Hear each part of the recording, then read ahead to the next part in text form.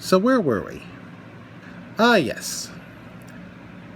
It's the early 1930s, the Great Depression, New York, Empire State Building, and Daleks are fusing with humans to create a new breed of Dalek. So, typical Tuesday for the Doctor. So yeah, leader Sek of the Cult of Skaro has fused with a very Dalek-like human to create a human Dalek. He starts experiencing things that the Daleks haven't experienced since they were the Khalids. Physical sensations, emotions, and other things that start to make the other Daleks question Sek's leadership. Meanwhile, the Doctor runs across two lovers, Laszlo and Tallulah, who work at the theater and who've been damaged by the Daleks. Tallulah emotionally because she lost Laszlo for a while, and Laszlo himself because he was partially transformed into a pig slave and now he's slowly dying. Because the pig slaves have a very limited lifespan. Also, in order to make the final experiment move a little faster, they decide to attack a local shantytown called Hooverville to capture as many humans as possible. Those who are smart enough get transformed into something closer to Daleks.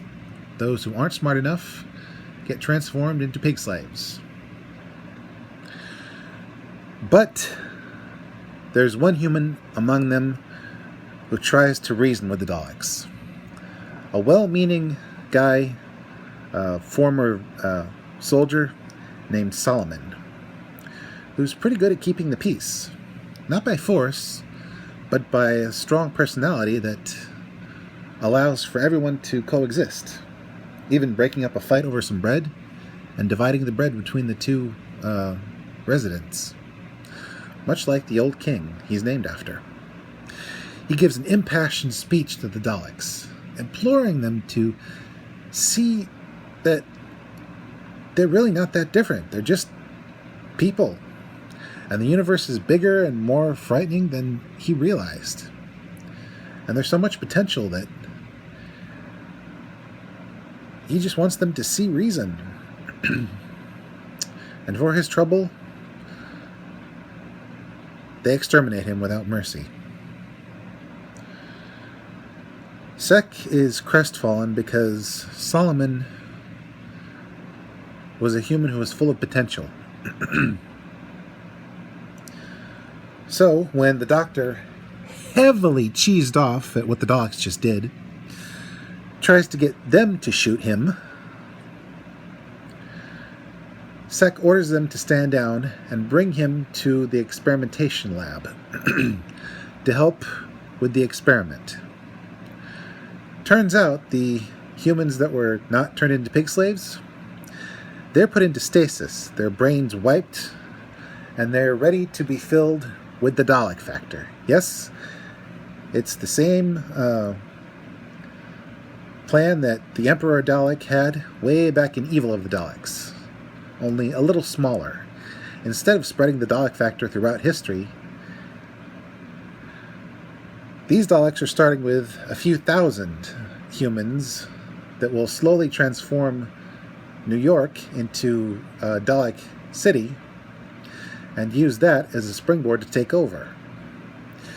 And since it's 1930, I'm beginning to wonder if some of the experiment actually worked, and those Dalek humans somehow migrated to Germany. And see where I'm going with this? But no. These Dalek humans are basically just zombies with a bit of Dalek DNA in them. But the Doctor threw a monkey wrench into the works. See, they were jump-started not only with a bit of Dalek human DNA soup, which, unbeknownst to the Doctor and Sek, was rejiggered to be pure Dalek, because the still intact Daleks are starting to move against Sek, unbeknownst to him. But also, the reason they're at the Empire State Building is because some of the cult have sacrificed some of their armor to use as a conduit at the top of the Empire State Building, because when a solar flare hits the planet, a bit of gamma radiation in the form of lightning will be attracted to the tower and channeled into the hybrids, creating this new army. But the Doctor, failing to remove the Dalekanium, just uses himself as a conduit, nearly gets killed. And as it turns out, the radiation lightning causes the Dalek humans to have a little bit of Time Lord DNA in there. And that causes the Dalek humans, after the Daleks execute Sek while trying to execute the Doctor, causes the hybrids to question why they must destroy the Doctor. Once again, they question. And deeming the questioning hybrid defective, the Daleks execute him. And so the Dalek humans start fighting the Daleks. And it's going pretty well. A few of the hybrids get taken out. See, they're using basically gunstick Tommy guns, basically. Which I want a prop of, because that's awesome. Anyway, Daleks Jast and they are both destroyed, but unfortunately, before Khan is killed, he initiates a self-destruct sequence which kills all the hybrids. A genocide. And when cornered by the Doctor, he initiates an emergency temporal shift, disappearing into the ether again. And so, the day is pyrrhically saved. Although we do get one true victory. The Doctor manages to stabilize Laszlo. He can't give him his old face back, but at the very least, he and Tallulah can sort of live happily ever after. I wonder if they can still procreate. That'll be an interesting family. Who knows? Maybe they're related to Penelope. Seriously, watch that movie. It's cute. Anyway, he puts Solomon's second in command, in full command, a guy named Frank, played by Spider-Man number 2 himself, Andrew Garfield, using a very, very silly accent. And so, the Doctor and Martha head out, only to discover that Martha's sister, Tish, is working with a sort of creepy scientist named Professor Lazarus. I don't know if that's his given name or he changed it, but it's an apt title because he's developed a machine that will reverse aging, and he tests it on himself, and it seems to work. But it turns out the guy is kind of callous. He survived World War II as a child, cowering in a church that's still standing,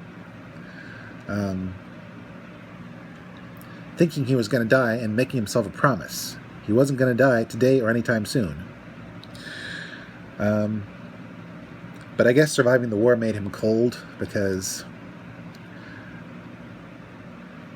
instead of celebrating with his, I guess, significant other, who also plans to transform herself, he plans to cast her aside. Of course, when the the transformation starts going wonky, and genes buried deep within the human genome start activating and mutating him into an alternate path for humanity, which is basically a big scorpion monster that feeds on life force.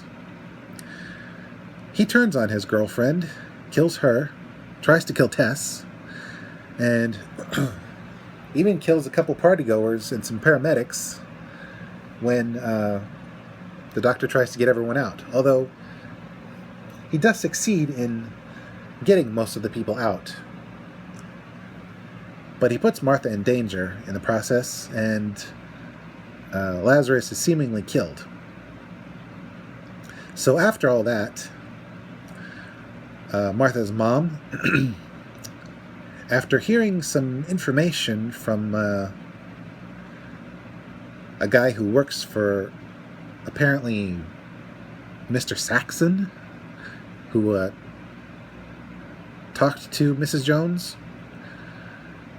well, she walks right up to the doctor, slaps him, Jackie style, and informs Martha that the doctor is dangerous. And Martha's like, well, he gets into dangerous situations, but he himself is not the danger. But she won't have it. She's overly protective of her daughter and overly cautious of the doctor. But eventually it's revealed that Lazarus survived his beatdown from the doctor. He used the very machine that Lazarus used, reversing the polarity of the neutron flow, to blast him. But it wasn't enough. He woke up, fed off the EMTs, and hobbled over to the church where he sought refuge when he was a child. He even tried to, did I mention he tried to feed on Tess? Anyway, once again he transforms into a monster, because he's been bouncing back and forth between young man and monster, but he just can't stay a young man. So the doctor has Martha and Tess distract him while he goes to the church's pipe organ and soups it up with a sonic screwdriver so its sonic vibrations will disorient Lazarus, who's made it to the top of the bell tower, to the point where he falls, and this fall finishes him off for good, because it's a very tall building, he's very heavy, and when he hits the ground he reverts back to his old self. So the day is saved. But it seems it was Mr. Saxon who footed the bill for that technology. Who is this guy? Who knows? Anyway, Martha and the doctor decide to head out again. Only this time, they end up on a spaceship. And it's 42 minutes away from plunging into a sun. And the only way to get to the main control station is through a series of security doors that are locked with a pub quiz. Yeah, a pub quiz. Seems the crew got drunk and set up the security questions, and it's not a quick process. Add to that, one of the crew gets possessed by some sort of entity that was in the sun, and it gives the people infected, because eventually 2 are infected, not counting the doctor, the ability to burn a person into a shadow using just their eyes. One crewman and the captain's husband are both infected, and they start killing people, and the only way to stop them is to freeze them to death. Only it doesn't fully work on the captain's husband. He wakes up after a while. And over the course of the adventure, it's revealed that the captain was using an illegal scoop of some sort to pull out energy and fuel from the sun.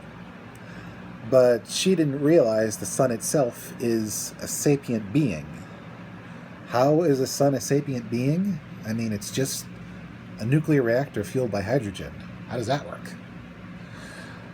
But in the universe of Doctor Who, life doesn't necessarily exist in one form. It takes many shapes, and the Doctor has seen more eldritch horrors at work than this. So it's possible. Also, when the Doctor finds out about this little snafu, he gets infected by the entity and manages to hold it back long enough for the crew, the remaining crew, to purge the fuel tanks and let the heart of the entity return. And that causes the ship to get its rockets back on emergency reserves and blast its way to safety. Meanwhile, there have been casualties. The Doctor barely has a chance to save Martha and another crew member when they get stuck in an escape pod and start falling towards the sun. He has to go outside and use an emergency override. That's what causes him to be exposed to the sun entity. And the captain, realizing her mistake, confronts the thing that has taken her husband's body and sends them both out the airlock. So there are just 2 crew members left. One of them taking a shine to Martha, the one she was stuck in the escape pod with. But she's still pining for the Doctor.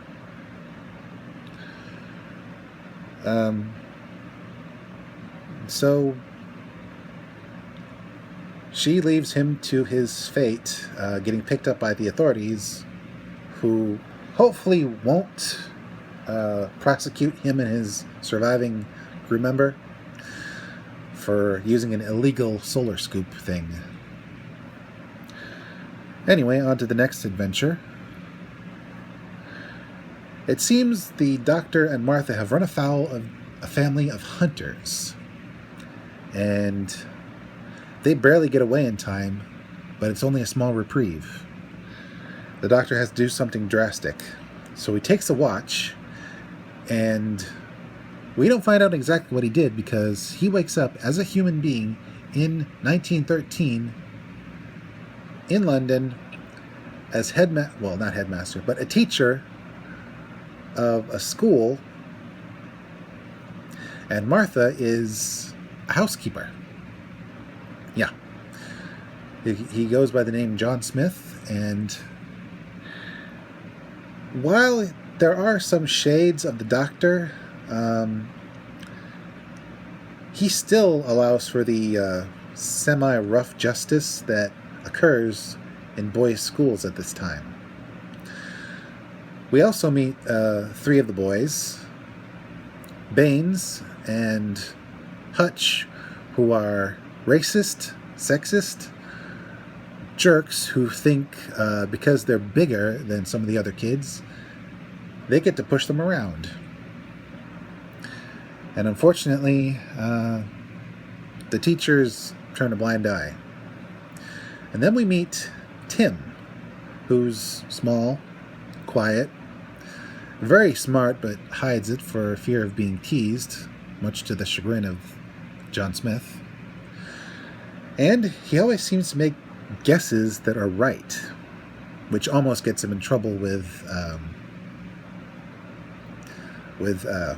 Hutch. Anyway, when Baines goes to get drinks for the boys, except for Tim, apparently, he gets infected by one of the hunters and becomes the brother. He infiltrates the school looking for a watch that the doctor had stashed his consciousness away in, and that's what turned him human, with John Smith being sort of a cover. But he doesn't know it's a watch yet. So eventually he calls for reinforcements. The father, daughter, and mother are given bodies of a local guy, a local girl, and Martha's fellow housekeeper, a lovely young woman who dies screaming, basically, because when the family takes them over, they die. The humans they once were.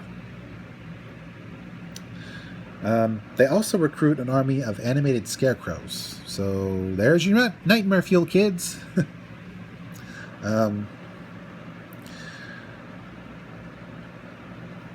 During one conversation with John Smith, Tim sees the fob watch on the mantelpiece and takes it. He's compelled to hide it, keep it safe, because the family's closing in. Meanwhile,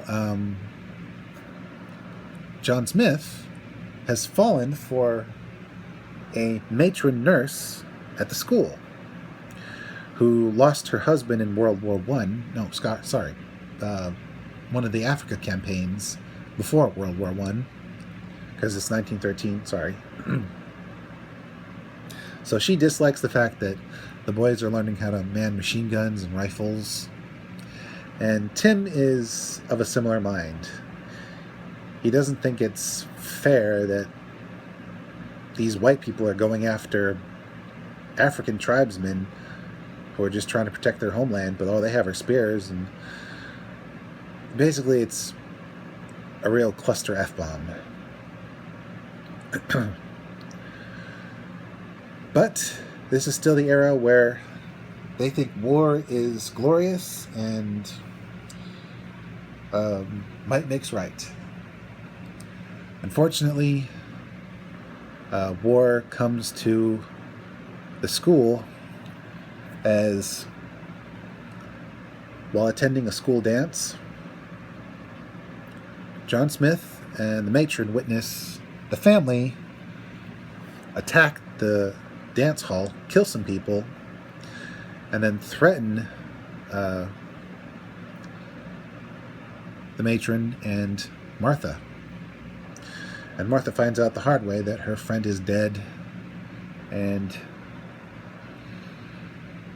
it's time for the doctor to come back. He did come back a little bit over the course of the adventure, by seeing a pattern that was about to end the life of a young baby.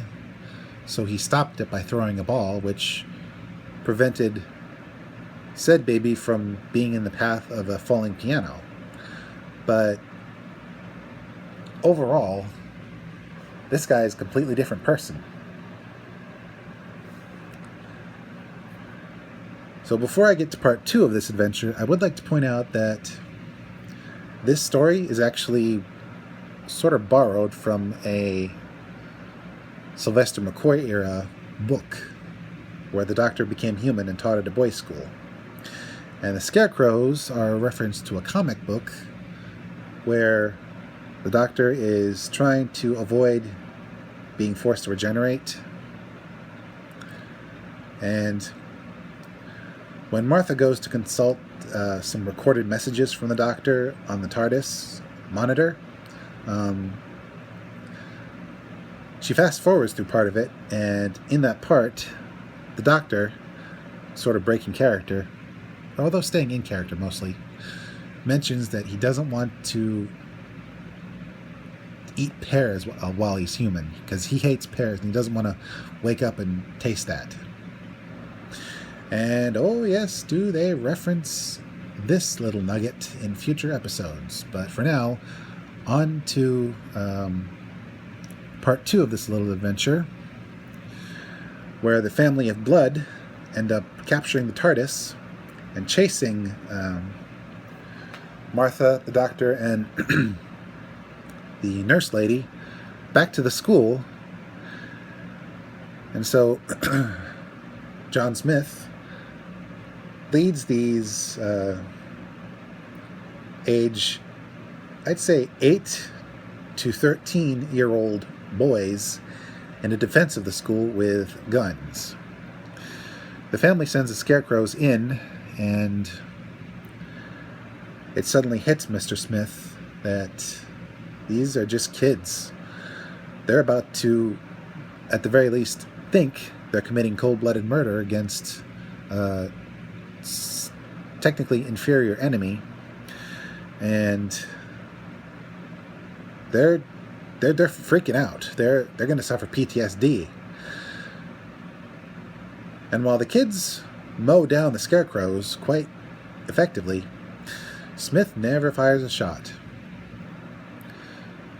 And then the headmaster of the school, he reveals that, yeah, they're just scarecrows. They're not men. Those kids haven't killed anyone. And while he states to the thing that used to be Baines that he would go back to war, even though it is horrible, because he's loyal to his country. And while that's admirable, when he tries to show compassion to the daughter who gets sent in first as a spy, she takes advantage of his kindness and vaporizes him. Yeah. Then they all realize that the doctor's consciousness is trapped in a watch.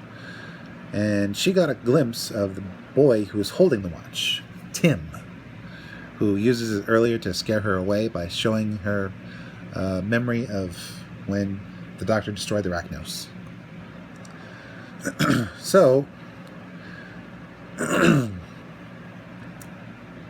when they start looking for the kids, the ones who aren't the boy are threatened with death until Tim distracts them and sends them upstairs, while Martha and the nurse lady get the kids out and then have a bit of an argument about whether or not a black woman can be a doctor.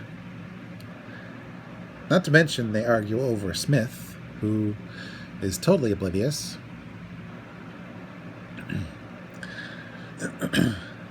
Eventually, the doctor, well, John Smith, the matron, Martha, and Tim all convalesce at the house that used to belong to the daughter's family. But when the girl's parents tried to stop the daughter, they obviously got vaporized. The house is now empty. And while the population of the school is safe, the population of the town gets bombed from the Hunter family's cloaked ship. War has literally come to England. And it's up to Tim and Martha to convince Smith to open the watch and become the doctor again. But he doesn't want to. He's afraid.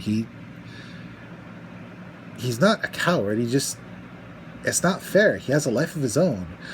When he and Matron hold the watch together, they can literally see a life that they could live. Getting married, having a couple kids, dying in bed peacefully. Ultimately, Smith decides to just give the watch to the family and let them have the immortality that they seek. Even though the consciousness in the watch showed Tim that if they do get immortality, they'll basically make the Daleks look like Buddhist monks. So he takes the watch to the family's ship.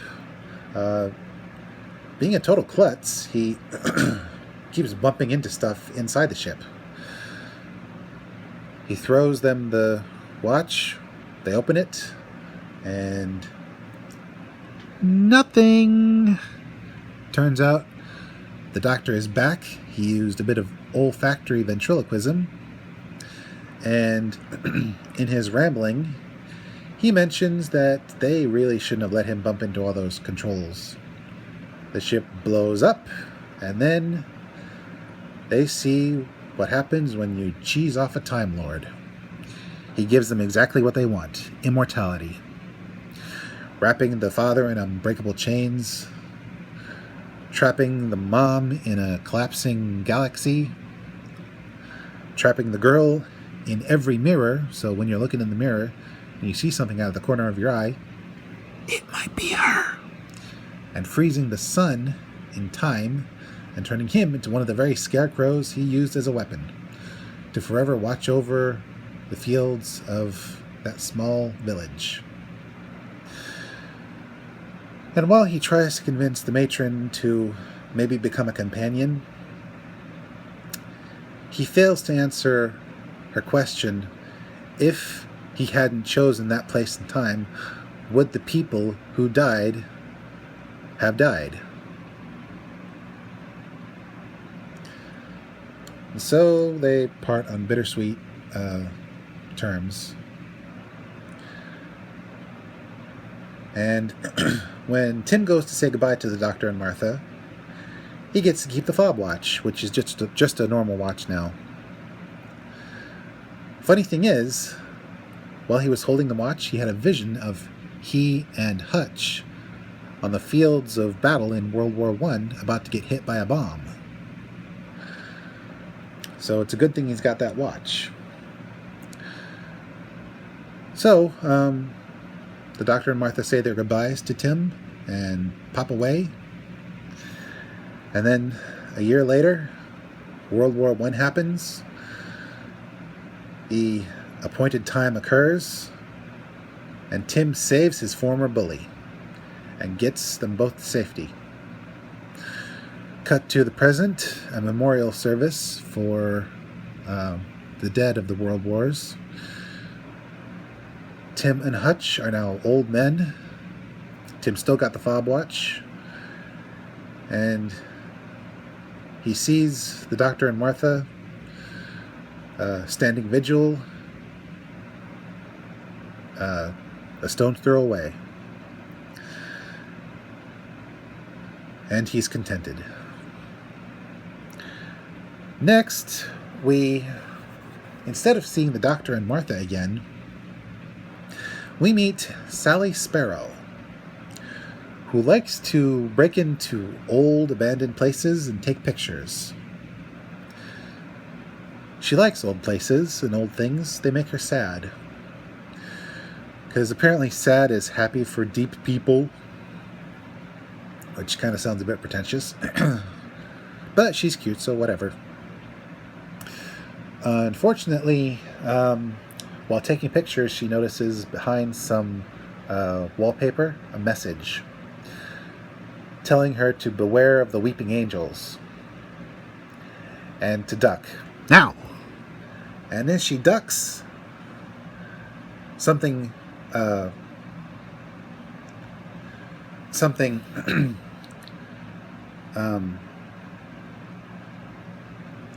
tries to hit her from behind, a rock. One moment.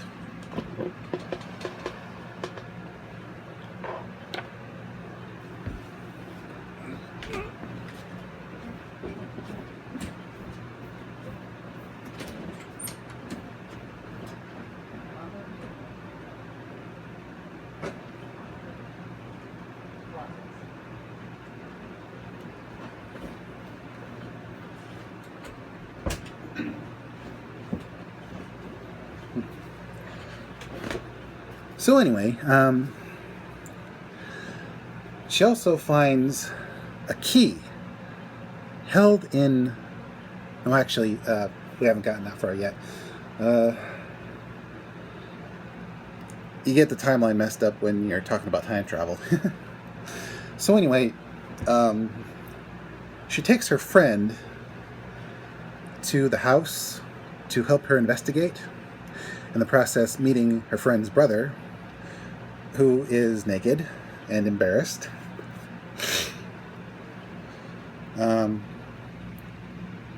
But in the process of investigating the house, Sally finds a key that's clasped in the hand of one of the angel statues upstairs, and she takes it, not realizing that the angel statues behind her are moving. She also hears the doorbell and meets someone who says they're the grandson of her friend.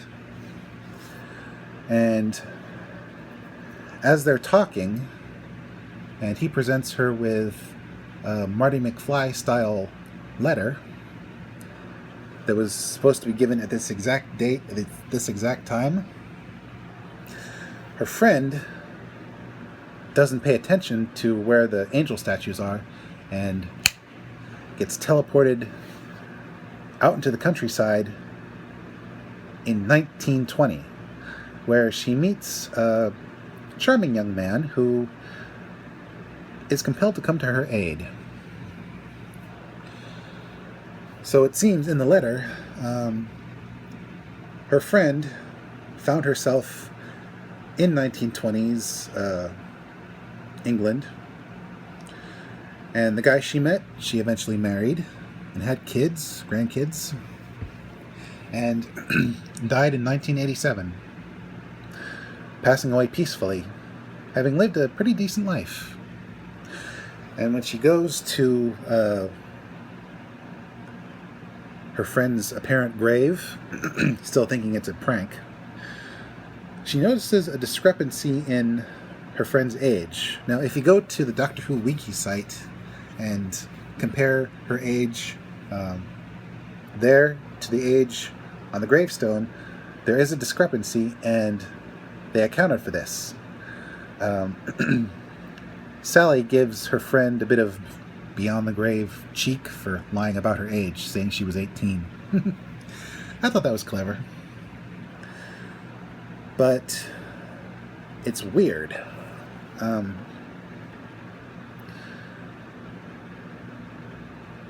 These angel statue creature things seem to have the power of time manipulation, but to what purpose? So she goes to the workplace of her friend's brother to give him the bad news, but she isn't completely honest, so he thinks she's just popped off temporarily.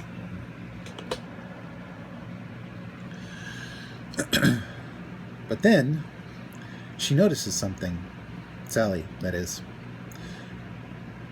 What looks to be an interview with the Doctor and Martha. And while the brother is distracted by something in the front of the shop, Sally starts talking when the Doctor mentions that time is a big ball of wibbly-wobbly, timey-wimey stuff. And when she speaks, the Doctor responds as if he can hear her, which kind of freaks her out. But on her way out, she happens upon kind of an obvious idea. The owner of the shop complains that characters in movies never just go to the police when weird stuff starts happening. So that's what Sally does. While she's in the station, she notices some out-of-place angel statues that seem to be covering their eyes as if they're crying. Um,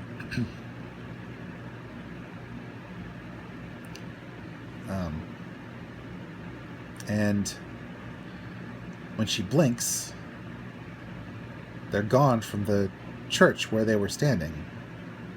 But then she meets a young detective by the name of Billy,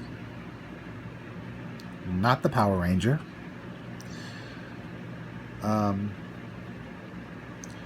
who shows her a plethora of vehicles from people who've disappeared at or near the house where she and her now missing friend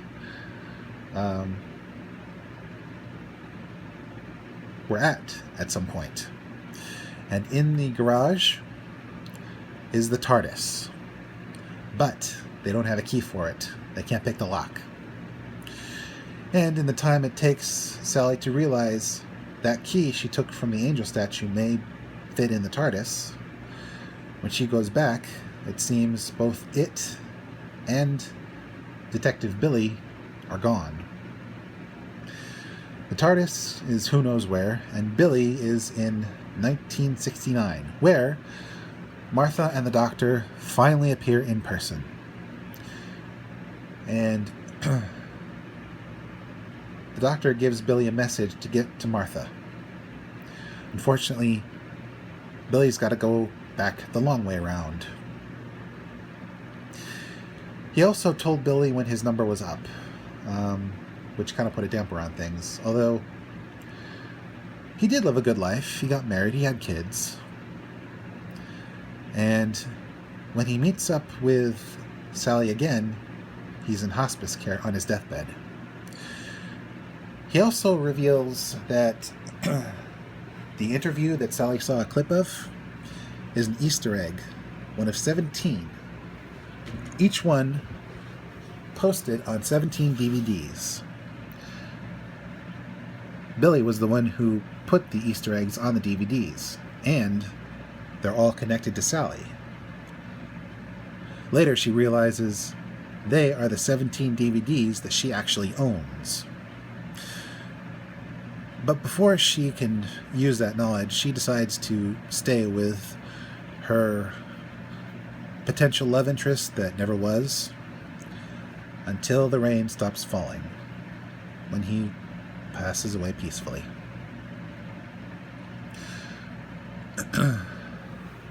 Anyway, eventually she hooks up with the brother again, who's compiled the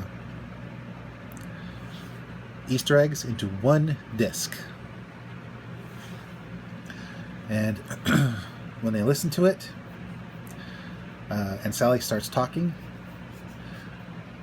the brother starts recording what she says, so they have the full conversation now.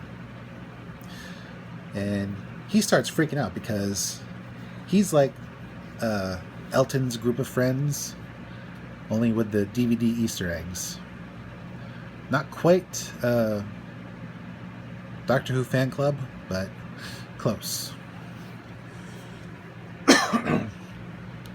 And through the interview and the conversation he had with Billy, the Doctor explains that these creatures are ancient, older than the Time Lords, the Weeping Angels. One of the best monsters Doctor Who has to offer. They're time-locked. They can only move when they're not being observed, but they can move like that, faster than you can blink. So, if you blink or look away, you're dead.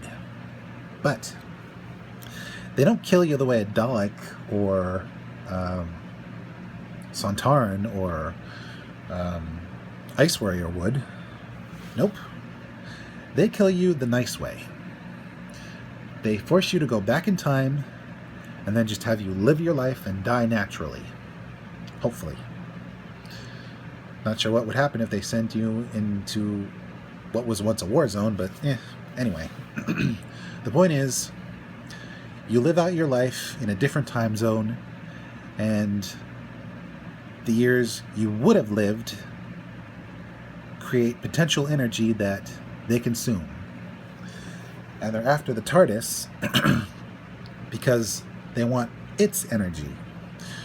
Unfortunately, using the TARDIS like that would probably turn the universe inside out and blow everything up. That's why the Doctor cannot let them have the TARDIS.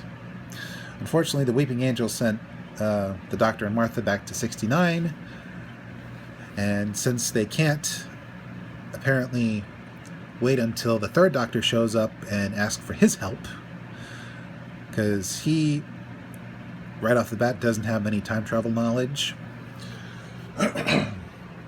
Plus, crossing your own time stream is bad. It's up to Sally and the brother. So,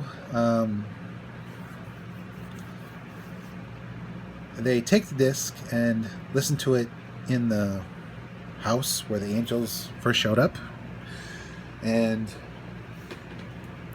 when the Doctor reveals that the transcript stopped running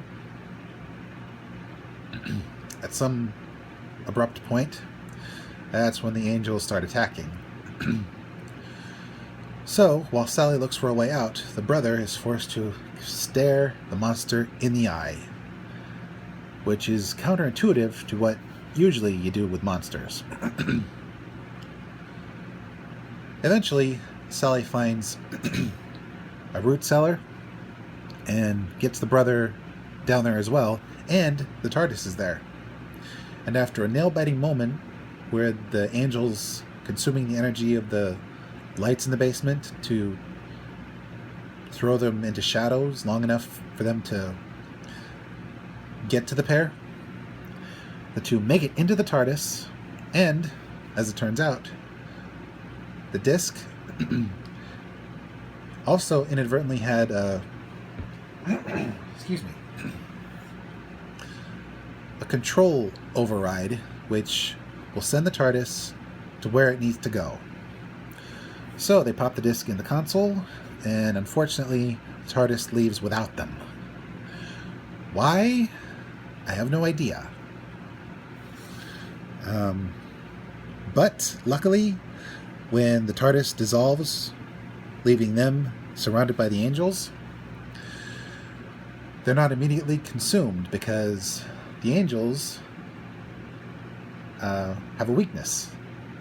They cover their eyes so they avoid potentially looking at each other.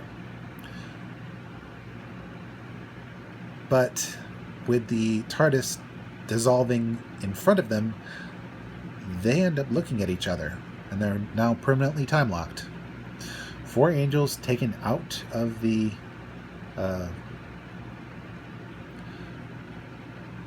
game of life, and the day is saved. Presumably, the Doctor and Martha get out of 1969,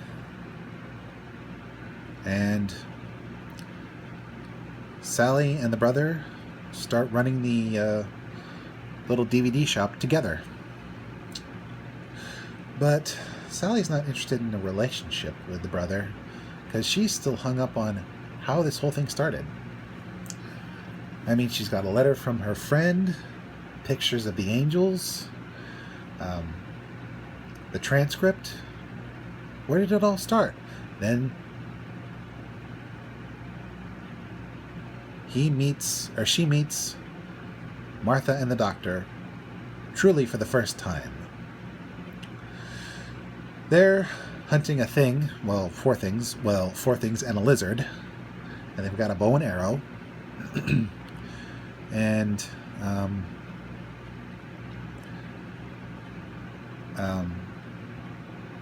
Sally realizes the causality loop.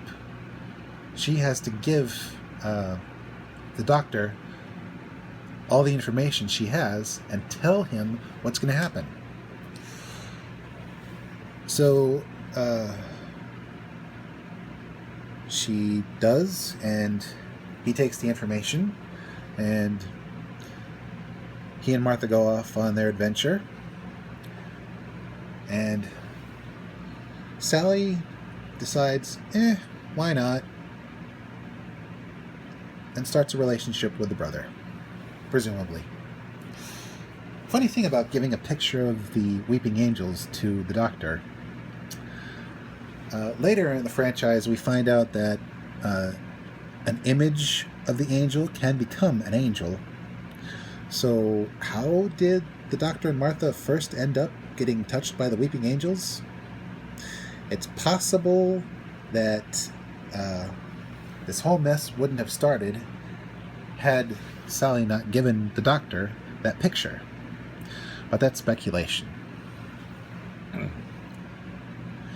Next, the Doctor and Martha end up in Cardiff, which has, if you recall, has a rift of energy that is sort of bleeding into our reality, and the Doctor uses it to fuel up the TARDIS. But the thing is, when Captain Jack Harkness appears once again, running full tilt, screaming the Doctor's name, well, the Doctor's alias, wanting to board the TARDIS, the Doctor quickly nopes on out of there. But the thing is, Jack's persistent. He grabs onto the TARDIS, which tries to shake him like a rabid Brahma bull.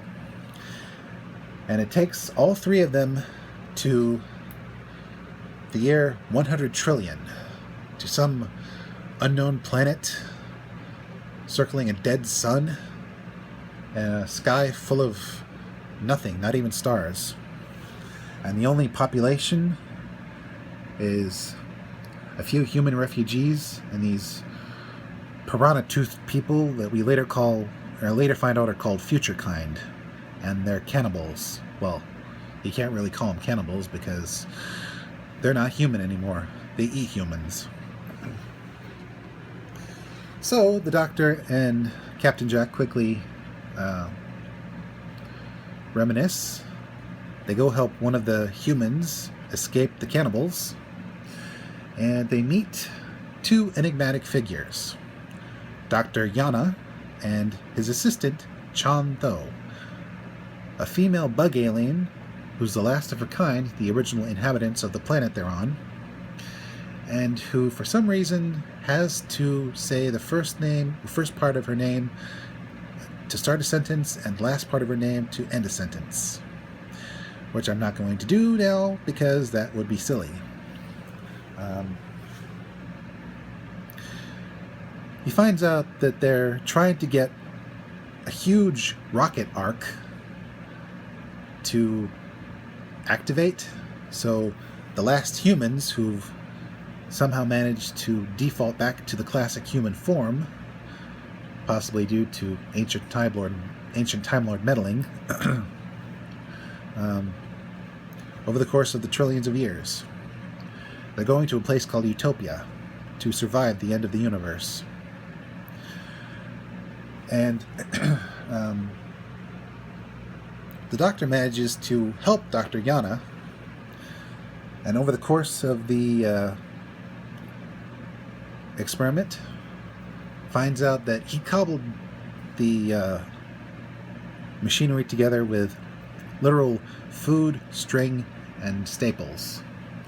The guy's a genius, but there hasn't been a university for 1,000 years, so his doctorate is totally honorary. And he's going to stay behind and let the other people go because someone has to stay behind and fire the rocket.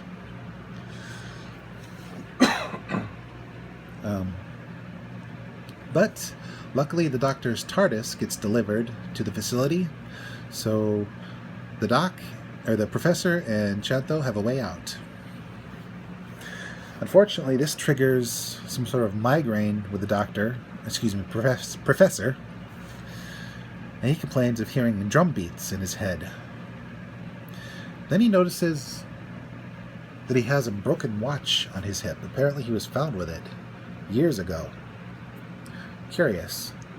Eventually, he reveals that it is the same kind of fob watch that the Doctor used to turn human. And as the humans board the rocket to try to escape, And the future kind, thanks to an infiltrator, managed to break into the facility. The professor opens the fob watch and becomes a Time Lord. Turns out his name, Yana, Y-A-N-A, it was an anagram. Remember the face of Bo's last message? You are not alone. Well, that's why. But unfortunately, Professor Yana,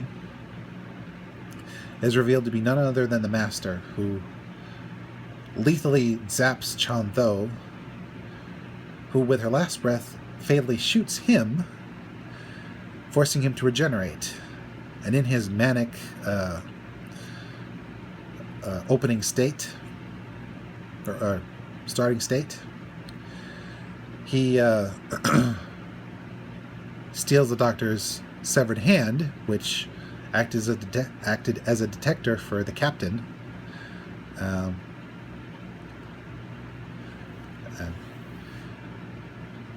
And the Doctor's TARDIS,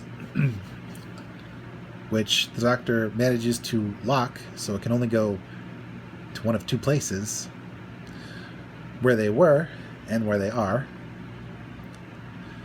And that leads to a cliffhanger with the future kind about to break in and eat our heroes, and the Master leaving them behind. Luckily, the Doctor manages to quickly fix Captain Jack's time device, a vortex manipulator, which died in the 1800s, forcing him to wait until he could contact the Doctor again. And the reason he could wait so long was because when Rose brought him back, she brought him back too well. He's immortal and indestructible. And that's why the TARDIS rejected him, because he's a fixed point now. And the Doctor is just squicked out by him. But he can resist. Oh, funny thing. When Martha heard the Master speak, she recognized that voice. When they return to the present, it seems we finally get to meet the enigmatic John Saxon, or Harold Saxon, excuse me. The new Prime Minister after Harriet Jones was forced out of office. And it's none other than the Master, who quickly kills all of his staff, because they were part of the competition, but then when the vote started to swing Saxon's way, they switched sides. He also captures Martha's mother, father, and and sister, the brother barely escaping. And his cronies nearly shoot our heroes. So they have to go into hiding, utilizing spare TARDIS keys as miniature perception filters so they can avoid detection. They find out Harold Saxon's been busy, not only leading the charge against the Rachnos Queen, but also developing a satellite network for phones. And it's revealed that he's up to his old tricks, hypnotizing people. Only this time it's more of a subliminal message in their phones, compelling them to vote for Saxon and making this noise.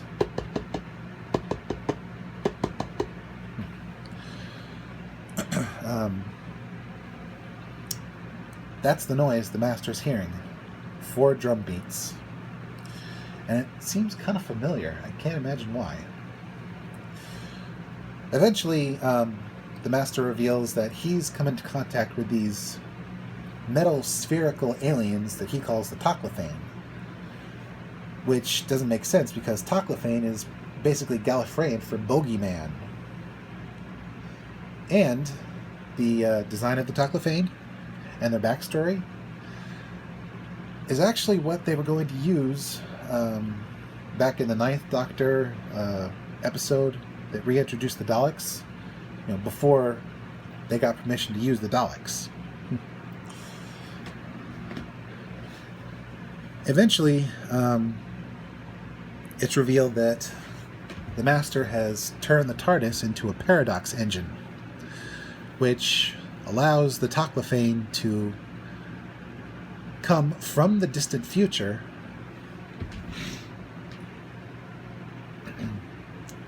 to attack humanity in this present.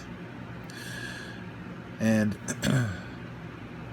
then, after murdering the President of the United States, who wasn't some parody of Bush, thankfully, more closer to a guy that looked like Clinton, but had the attitude of Bill Pullman's character from Independence Day. Anyway, the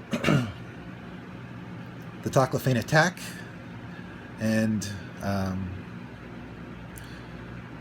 the Master uses Professor Lazarus's aging technology condensed into a laser screwdriver, which then ages the Doctor up to look like a copy of Bill Hartnell. He then whispers to the Doctor what the Toclafane actually are.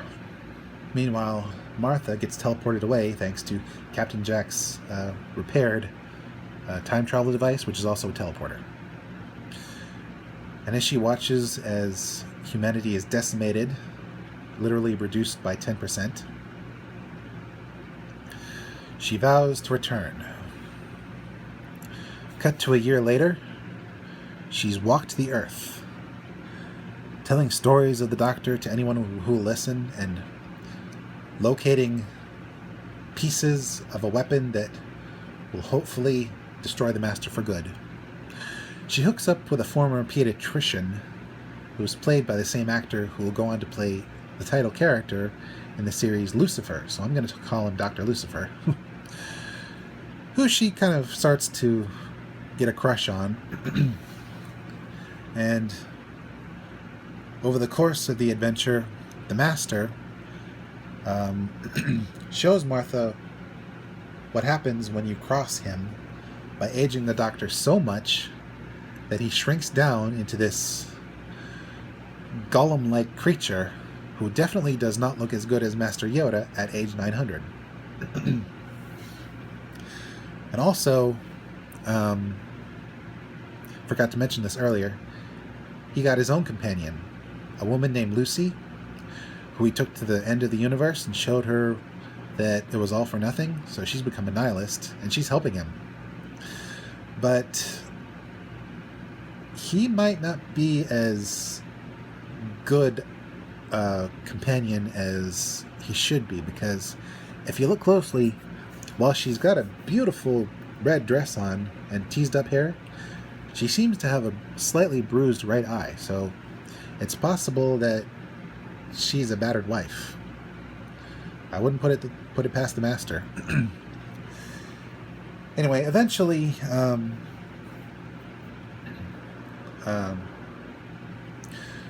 Martha confronts the Master after he destroys the gun that she was working on, because as it turns out, one of the teammates that she hooked up with was a betrayer, because her son was captured by the Master. He was used as a bargaining chip. Yeah. And so, in order to further humiliate the Doctor, he's going to execute Martha right in front of him. But that was the plan.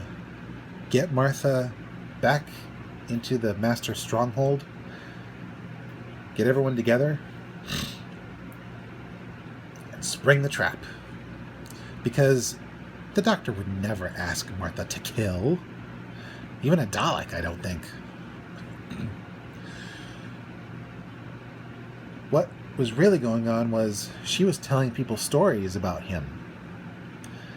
And telling them at the right time to think about the Doctor. And when they do, he reveals that he's been mentally linking up with the satellite network and using it against the Master. Because when everyone thinks about the Doctor, that psychic energy is enough to rejuvenate him and make him immune to the laser screwdriver. So he swats that away, and as the Master cowers before him, he gives the guy a hug and says, "I forgive you." And while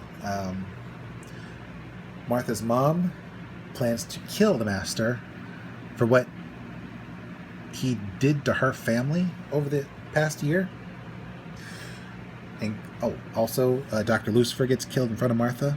That's a bit of a knife to the guts. But I digress. The Doctor convinces her there's a better way. He has to become a prisoner of the TARDIS. He's under house arrest. And maybe this is the incentive the Doctor needs to finally settle down and bang! Seems no one was paying attention to Mrs. Master, who shot her ex-husband, but only once. Though the indignity he feels he suffered and the idea of being trapped with the Doctor is enough to make him force himself to die. Despite the Doctor begging him, crying for him to regenerate. Because it's just a wee bullet. But no, the Master refuses. And the second to last Time Lord dies, and the Doctor suffers the pain of losing his childhood friend all over again. The first to betrayal, the second to death that could have been avoided. So, he gives the Master a immolation funeral, and he doesn't stay to see the ashes. And he also does not notice a woman retrieve a strange ring that fell from the Master's funeral pyre. Meanwhile, the Doctor and Martha part company as friends because Martha's family are among the few who remember the year of the Master. And they're traumatized. So she decides to stay behind and try to help them get through it and get through the trauma. She also accepts the fact that the Doctor is never going to see her as anything more than a friend.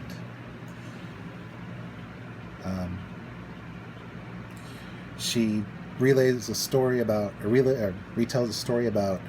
a friend of hers who pined away for years for a guy who just didn't feel it. But that doesn't mean she's never going to see him again. If she needs him, he's got her number.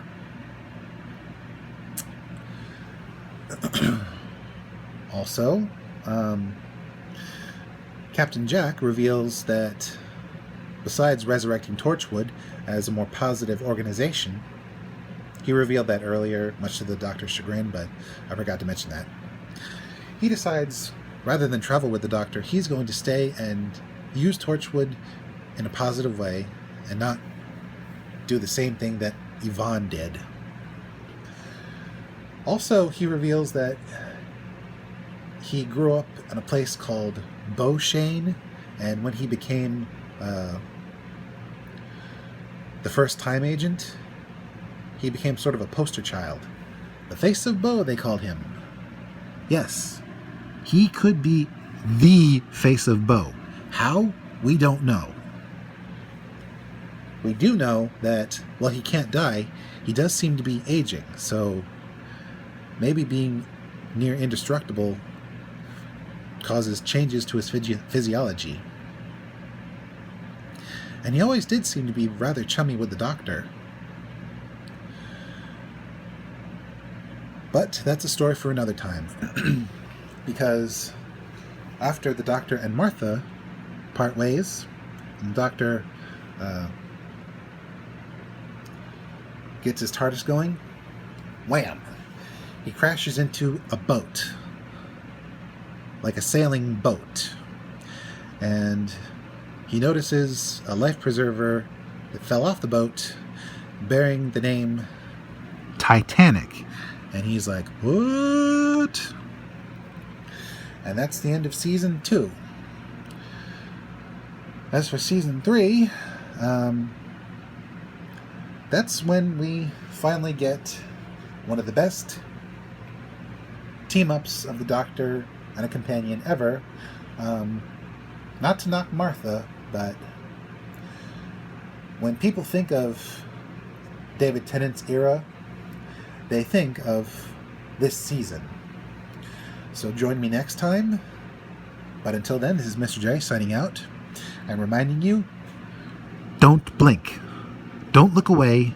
Don't blink. If you blink, you're dead.